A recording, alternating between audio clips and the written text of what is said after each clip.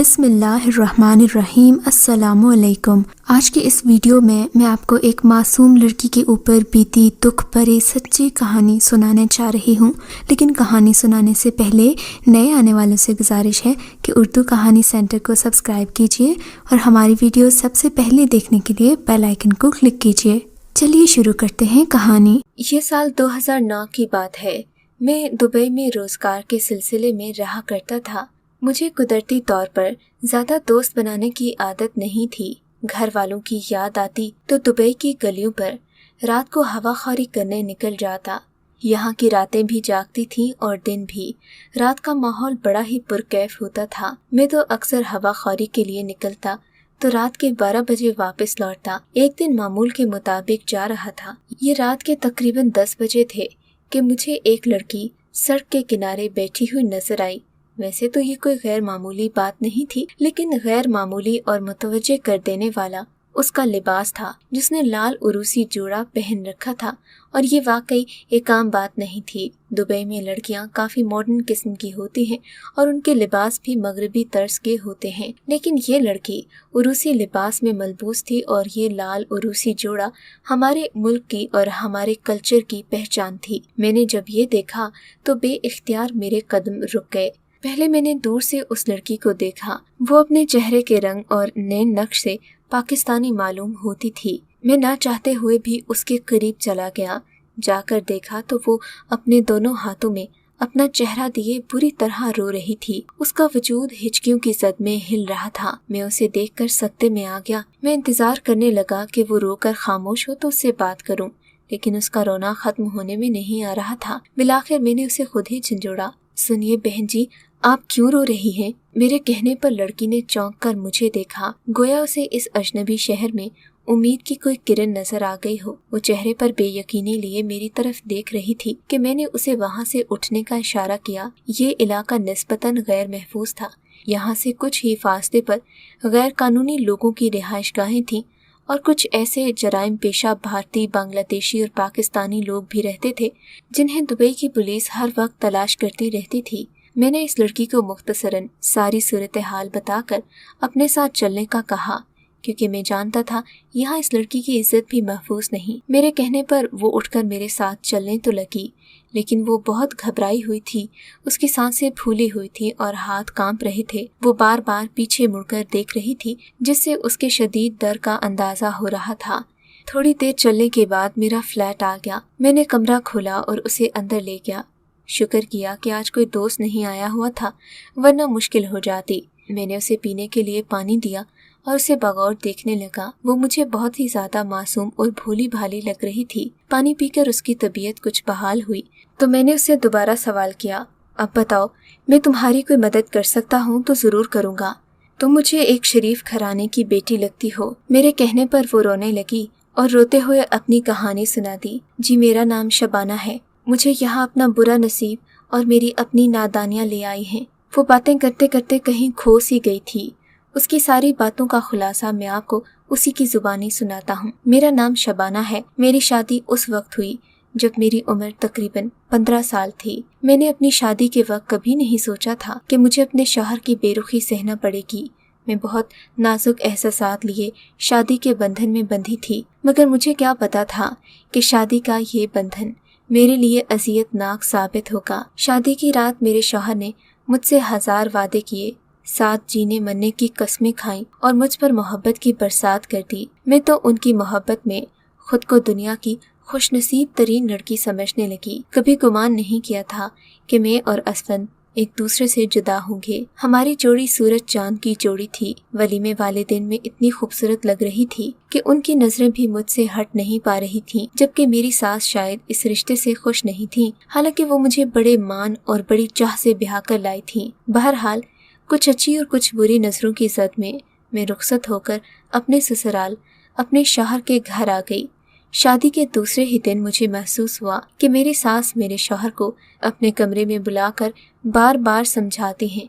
अब वो क्या समझाती थी ये तो कभी मेरी समझ में नहीं आ सका, लेकिन मेरी खुशियां आरज़ी ही साबित हुई, क्योंकि शादी के ठीक 1 हफ्ते बाद मेरे शौहर की बैरून मुल्क से कॉल आ गई। मैं इस सब से बिल्कुल बेखबर थी। मैं नहीं जानती थी कि शादी की ये खुशियाँ चंद दिन की होंगी। मैंने असफन से बात की तो कहने लगे कि मैं रोजगार की खातिर तुम्हारे और अम्मा के लिए ही जा रहा हूँ। हमारे बच्चे होंगे तो उन्हें क्या खिलाएंगे। उन्होंने बात ही कुछ इस अंदाज से की कि मुझे तो अपनी हया की पड़ गई। मैंने दोबारा उनसे सवाल नहीं किया, लेकिन वो रात मैंने कांटों पर गुजारी। मुझे हर लम्हा यही डर लगा रहता कि असफन मुझे छोड़कर चले जाएंगे। बिलाखिर वो घड़ी भी आन पहुंची जब असफन जाने के लिए घर से तैयारी बांध रहे थे। मेरी तो मानो वो हालत थी कि काटो तो बदन में लहू नहीं, खून जैसे किसी ने निचोड़ लिया था। दिल की धड़कन जैसे कोई साथ लेकर जा रहा था। एक हफ्ते का ये बंधन मेरी पूरी जिंदगी पर भारी था। मैं उन जज्बात की, एहसासात की शिद्दत को महसूस करते हुए असफन को रोकना चाहती भी तो आंखों से आंसू पहले छलक पड़ते। शादी से पहले मुझे नहीं मालूम था कि मेरे शौहर की नौकरी के सिलसिले में मुझसे दूर जाना पड़ेगा। बहरहाल दुआओं के साए में मेरे शौहर को मेरी सास ने अलविदा किया तो मैंने हमेशा के लिए उनके इंतजार की ठान ली। मगर चंद दिन ही गुजरे थे कि उनकी याद सताने लगी। दिल इस कदर घबराता कि बार बार उनकी चीजें देखती। जब मेरी सास ने मेरी ये हालत देखी तो बजाय तसल्ली देने के उल्टा मुझे ताने देने लगी। कहने लगी, हमारे ज़माने की औरतें बड़ी ही बाहया थीं, शौहर का नाम भी अपनी ज़ुबान से नहीं लेती थीं, लेकिन नए ज़माने की लड़कियों को ज़रा भी हया नहीं है। वो अपने जज्बात का खुल्लम खुल्ला इजहार करती हैं। सास की बातों पर मैं कुढ़ने की बजाय दिल ही दिल में दुआ करती कि अल्लाह मुझे मेरे शौहर से मिलवा दे। अगले दिन मैं उठी तो सास के तेवर बिगड़े हुए थे। सर से पांव तक मेरा जायजा लेकर बोली, तुम्हें किसने कहा है कि बन संवर कर रहो? जानती नहीं हो तुम्हारा शौहर परदेश में चला गया है। वो यहाँ होता तो और बात थी। तुम्हारे सजने संवरने का अब कोई मकसद नहीं है। अपने कपड़े बदलो और दोबारा मेहंदी लगाने की जुर्रत मत करना। सास की इस बात पर मेरा तो दिल किरची किरची होकर रह गया। मैं सोचने लगी कि मेरे माँ बाप क्या सोचेंगे कि बेटी मैके में खुश नहीं है। बहरहाल सास का हुक्म माने बगैर भी चारा नहीं था। मैंने यूं सादगी की चादर ओढ़ ली जैसे मैं सुहागन नहीं, बेवा हूँ। सास को भी शायद मुझे इसी हालत में देखकर सुकून मिलता था। मेरी सास की आदत थी कि वो अक्सर ही सरे शाम मोहल्ले की औरतों के साथ पार्क में वॉक करने निकल जाया करती थी। उस वक्त मैं घर में अकेली होती थी। आसपास कोई न होता तो तन्हाई काट खाने को दौड़ती। एक दिन सास अम्मा के घर से जाते ही दरवाजे पर दस्तक हुई। मैंने लपक कर दरवाजा खोला तो देखा सामने उबैदुल्ला खड़ा था। उबैदुल्ला से मेरा तारुफ एक हफ्ता पहले ही हुआ था, मगर मैं ये जान गई थी कि शादी वाले दिन से लेकर आज तक उसकी नजरें मुझ पर ही टिकी होती थीं। मैंने कई बार उसकी आंखों को अपने वजूद पर फिसलता हुआ महसूस किया, मगर मैं चुप रही। जानती थी कि उसे समझाने का कोई फायदा नहीं है। हमारे यहाँ अक्सर मर्द औरतों के इस तरह के रद्द-ए-अमल पर और महसूस होते हैं और इसीलिए मैं भी चुप रही। मगर मेरी चुप को न जाने उसने क्या समझ लिया कि आज मेरी सास की गैर मौजूदगी में अकेले ही मुझसे मिलने चले आया। न चाहते हुए भी उसे अंदर आने का कह दिया। मेरी सास अपने रिश्तेदारों की बहुत इज्जत करती थी। मैंने सोचा बाद में मेरी शिकायत लगाकर कहीं मुझे अपनी सास के हाथों जलील ही न करवा दे। उबैदुल्ला अंदर आया तो मैंने चाय पानी का पूछा, मगर वो तो जैसे मेरी गमगुसारी करने आया था। मुझे देखकर अफसरदा लहजे में बोला, ये तुमने अपनी क्या हालत बना ली है शबाना। देखो तो कैसे फूल सा खिलता चेहरा था तुम्हारा और आज कितनी मुरझाई हुई लग रही हो। क्या बात है, मुझे बताओ। कोई परेशानी है तो मैं असफन को आगाह कर दूंगा। उसने कुछ इस एतमाद से बात कही कि मैं उस पर यकीन कर बैठी। मैं यकदम खिल उठी। असफन से तुम्हारा राब्ता है भाई? मेरे कहने पर वो और चौड़ा हो गया। हाँ तो तुम क्या समझती हो, असफन मेरा बचपन का यार है। हम साथ खेले कूदे पले बढ़े हैं, लेकिन मसला ये है कि मेरे पास फोन वगैरह नहीं है। तुम अगर चाहोगी तो उससे राब्ता करवा दूंगा। उसने कुछ रुके रुके अंदाज में कहा। मैं समझ गई कि वो मेरी मदद करने का कह रहा है, क्योंकि अपने भाई यानी कि अपने दोस्त असफन की बहुत इज्जत करता था। मैं उसकी बात सुनकर खुश हो गई। उसे खूब अच्छी सी चाय बना कर दी। चाय पीकर वो बहुत खुश हुआ। कहने लगा, मैं जल्द ही तुम्हारी असफन से बात करवाऊंगा। बताती चलूं कि मेरी सास रजिया बेगम मुझे अपने शौहर से फ़ोन पर बात नहीं करने देती थी। जब भी उनका फ़ोन आता वो मुझसे बात करने का कहते तो वो असफन से कोई न कोई बहाना कर देती। कभी कहती कि वो सो रही है या कभी ये कहती कि अपनी माँ के घर गई हुई है। मेरे सामने मेरी बुराइयाँ करती। मगर मैं कुछ कह भी न सकती। मेरा दिल रोता कि मेरा शौहर मुझसे बदगुमान हो रहा है, मगर मेरी सास का रवैया और रोब इस कदर था कि मैं उनके होते हुए असफन से बात नहीं कर सकती थी। जाने से पहले असफन ने घर में फ़ोन लगवाया था कि मुझसे बात कर लिया करेंगे, लेकिन अम्मा जी ने वो फ़ोन अपने कब्जे में कर लिया। बहरहाल अब मुझे उबैदुल्ला के आने का इंतज़ार था। अगले दिन मेरी सास के जाने के बाद उबैदुल्ला दोबारा हमारे घर के दरवाजे पर आ गया। मैं उसे जल्दी से अंदर ले आई। उसने बताया कि असफन से बात करने का एक ही इंतज़ाम और एक ही हल है कि तुम मेरे साथ करीबी पीसीओ पर चलो, क्योंकि मेरे पास भी फ़ोन नहीं है। मेरे दोस्त का पीसीओ है, वो तुम्हारी बात करवा देगा। असफन से कल मैंने फ़ोन करके कह दिया था कि वो फलां वक्त पर कॉल करे। और हाँ, तुम ये बात फुफ्फो को मत बताना, वो तो नहीं चाहती कि तुम असफन से बात करो।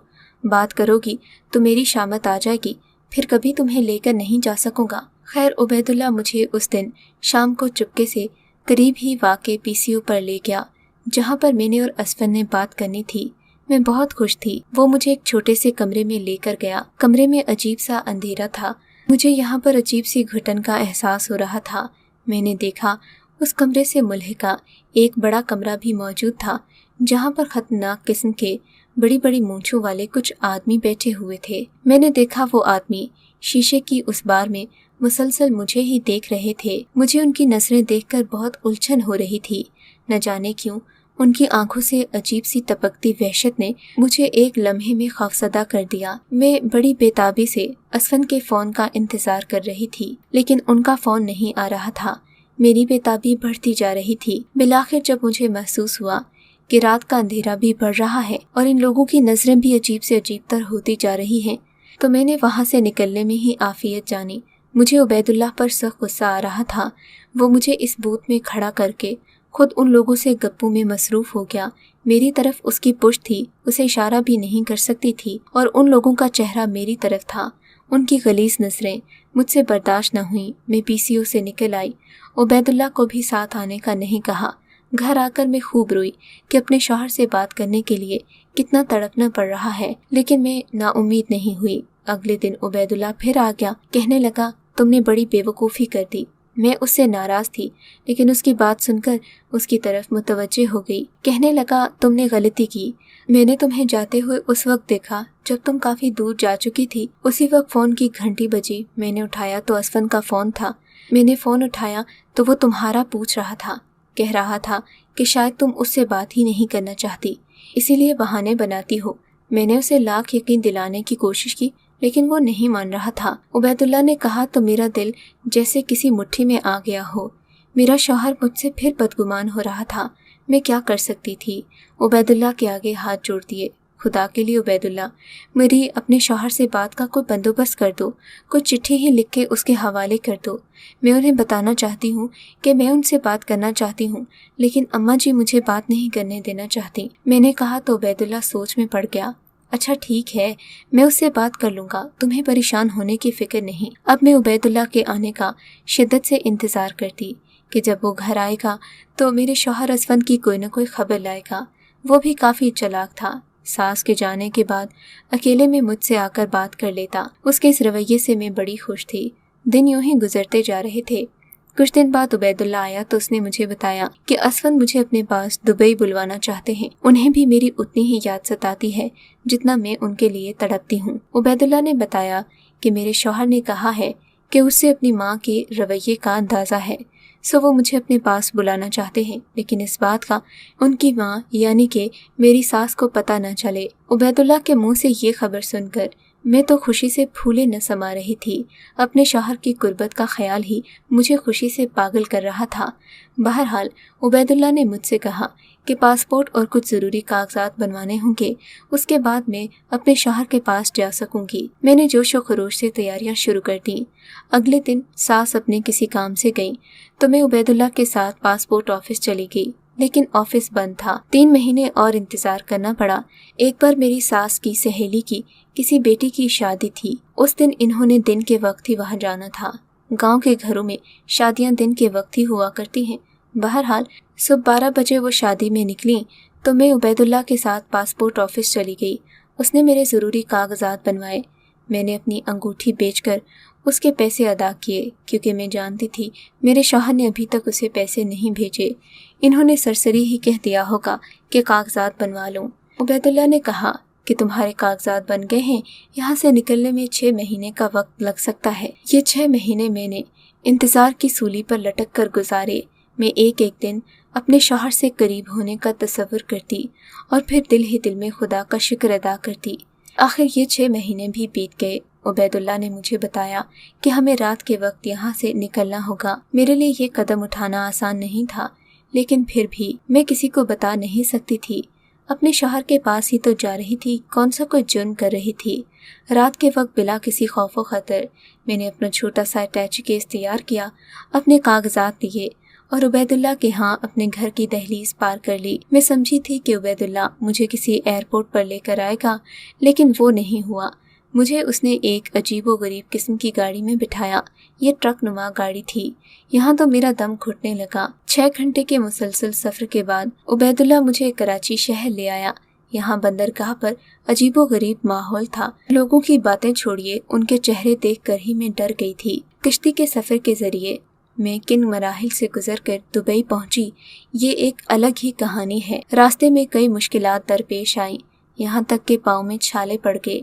मैंने सोचा नहीं था कि मेरे शौहर से मिलना मुझे इस कदर महंगा पड़ सकता है। कई बार मुझे लगा कि मेरी जिंदगी की बस चंद सांसें बाकी हैं। बहरहाल मुश्किल से दुबई के किनारे पर पहुंचे तो उबैदुल्लाह मुझे लेकर एक होटल में आ गया। मैं उसके रहमो करम पर थी, मुझे इन चीज़ों का कहाँ पता था।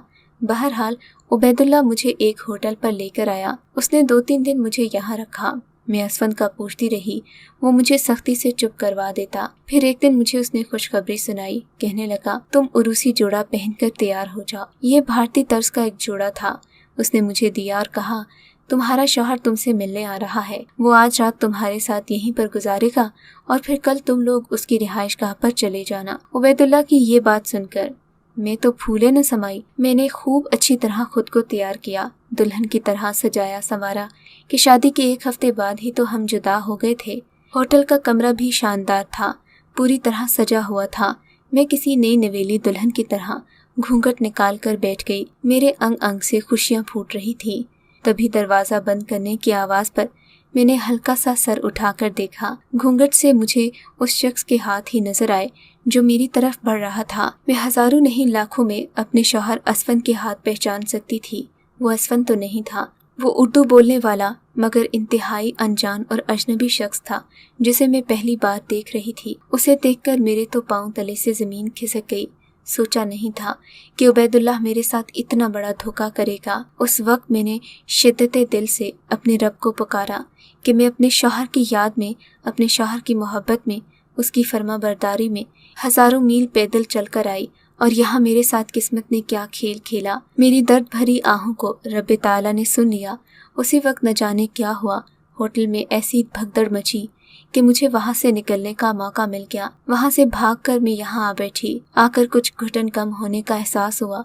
अल्लाह से दुआ कर रही थी कि वो किसी नेक शख्स को मुझसे मिला दे जो मुझे असफंद तक पहुँचाए। आपके साथ बिना कोई सवाल किए इसीलिए चली आई क्योंकि मुझे यकीन था कि आपको अल्लाह ने मेरी तरफ भेजा है। मैं शबाना के तवक्कुल पर हैरान रह गया कि उसे अल्लाह पर कितना यकीन था। बहरहाल मैंने उसकी कहानी सुनने के बाद उसके शौहर को बड़ी मुश्किलों से तलाश किया। उसे यहाँ के निज़ाम का कुछ भी पता नहीं था। खुशकिस्मती से कुछ दिन की भागदौड़ से उसका पासपोर्ट भी हमें मिल गया।